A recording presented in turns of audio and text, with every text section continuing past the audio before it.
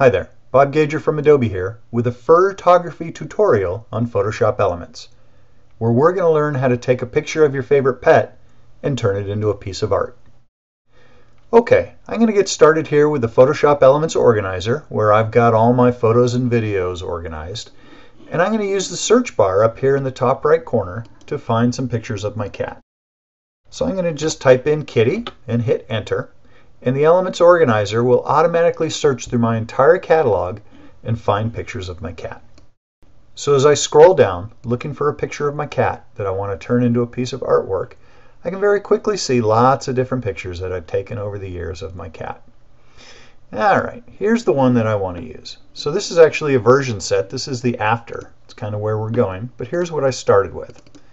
So this is the before, and this is the after. This is the shot that we're going to show you how to create right now. So let's go back to the before, select this image, and down here click on the editor button, which will open this photo up in the Photoshop Elements editor. The first thing that I want to do here is create a copy of my background layer. So over here on the right is my layers panel. At this point I haven't really done anything, so I only have one layer, which is my background layer. I want to just click on this thumbnail and drag it to this icon right here. And what that's going to do is make a copy of my background layer. So now I've still got the original. I can always come back to it if I make some mistakes, and I can work on this copy instead. So the first thing that we want to do is touch up a little bit this copy of our original photo. And if I zoom in to Crystal's eyes here and pan around a bit, you can actually see right here and right here, these are my arms. I was standing in front of my cat and I actually got the reflection of myself in the pupils of her eyes. And I actually don't want to see my arms in this picture of my cat, so I'm going to get rid of those. And the trick to do that is a tool that we call the healing brush. So right over here on the left hand side in our tool panel, in the enhance section, the one that looks like a band-aid is the healing brush tool. I'm going to just click on that. There's a couple different modes of the healing brush, so I want to open up my tool options so I can see the different modes. So the two modes of the healing brush are the healing brush tool and the spot healing brush. I'm going to start with the spot healing brush because that's kind of the easiest. And that's as simple as coming over here on top of your photo and just painting on the part of the image that you want fixed. And as simple as that, Elements will go analyze the photo and try and figure out how to heal out whatever it is you're painting on top of. I'm going to just do a little more. I don't want to heal out that little spot right there. That's the reflection of the flash in my cat's eye. And that actually is a good thing to have a little catch light in your subject's eyes. But it's these folded arms that I want to get rid of. So the spot healing brush is pretty good, but sometimes it doesn't work, right? If I paint over her pupil to get rid of this part of my arms, it actually doesn't do a good job in some instances. So I want to click undo, and then I want to switch over to the regular healing brush. And really the only difference is with the regular healing brush, I have to first tell it where I want to copy pixels from before I paint on what I want to heal out. So I'm going to just hold the brush over here on the dark part of her eye, hold down my Option key and click to define where I want to heal from, and then I can just paint over her eye and heal out bad parts. So again, Option click and just paint over the part that I want to heal out.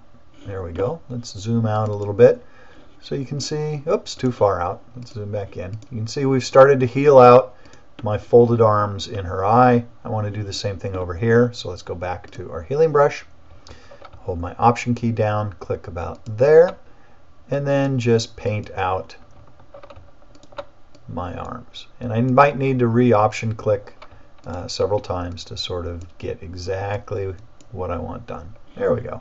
Let's go fix this side up a little more. Option click there in the back part, and then paint right around the edge here. And the healing brush will automatically heal my arms out. If I turn off this layer that we've been working on, I can see my original, right? So there's my original, you can see my arms, and there's the after. The arms have been healed away. Double click on my hand tool to get back to a size where I can see my whole image, and I'm actually going to go hide my tool options here as well. And then another quick double click here to resize automatically. Okay, so now we've got rid of that.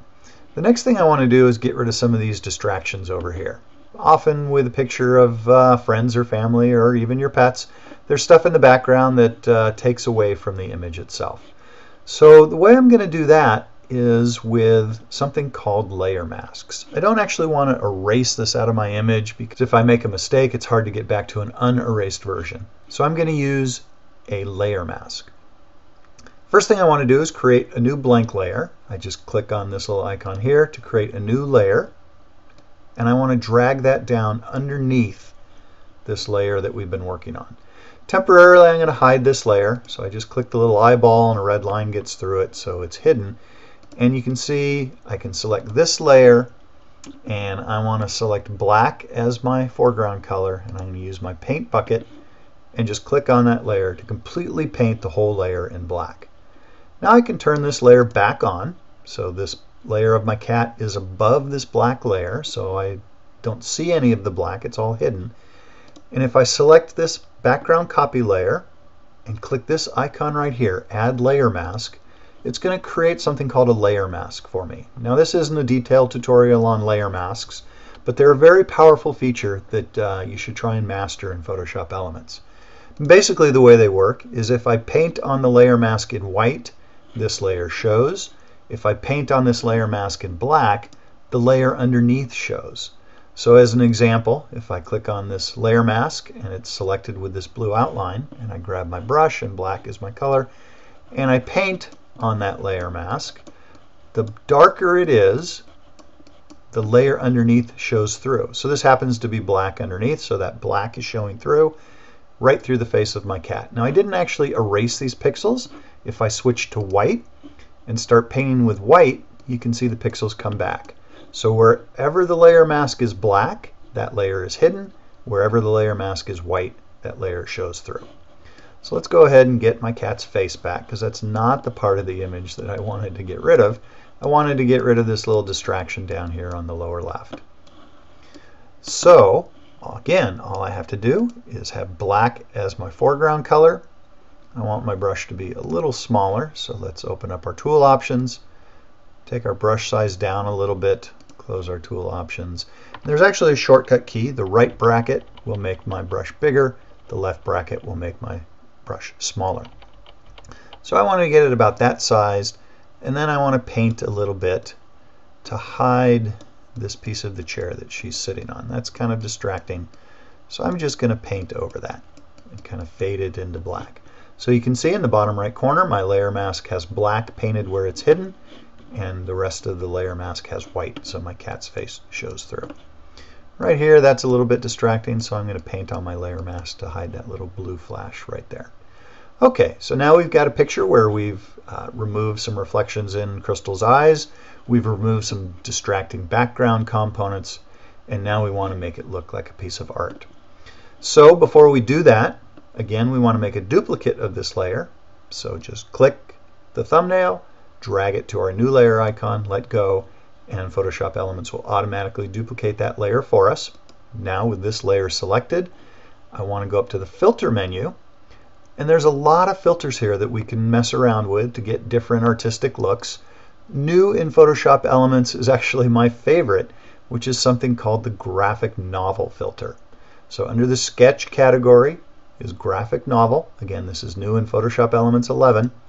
I'm just going to go ahead and select that, and it brings up this interface that lets me fine-tune the graphic novel filter results.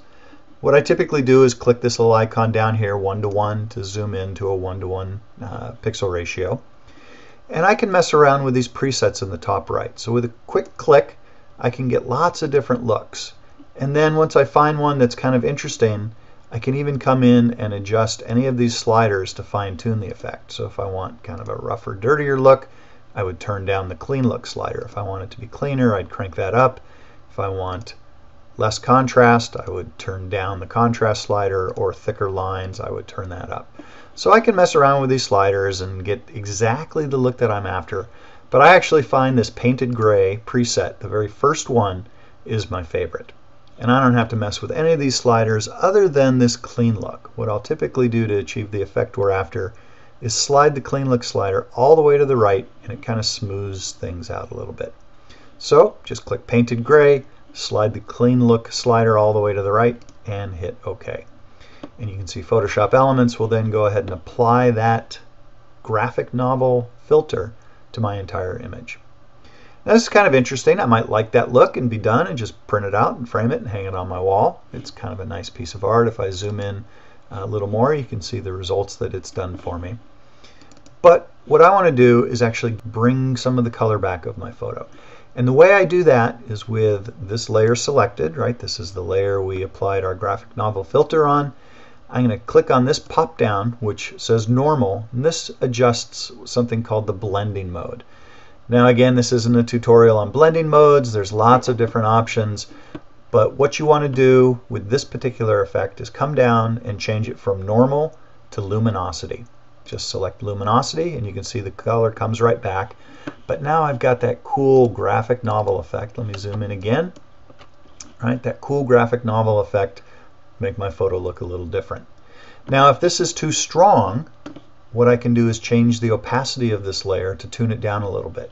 So with that layer selected, just click on this little pull down, and instead of 100%, I can tune it way down. If I go all the way to 0, I've got my original photo back because this layer is hidden. I've set its opacity to 0. But if I crank it back towards 100, it comes back as much as I want. All the way to the right, it's fully there. Somewhere in between, it's halfway there. So I can fine tune to just the amount of sort of artistic effect that I'm after for this photo. All right, let's double click on our hand to automatically rezoom to the right size. Now one other thing that you might notice is the graphic novel filter does this sort of scallopy look around the edges. You may like that, you may not like that.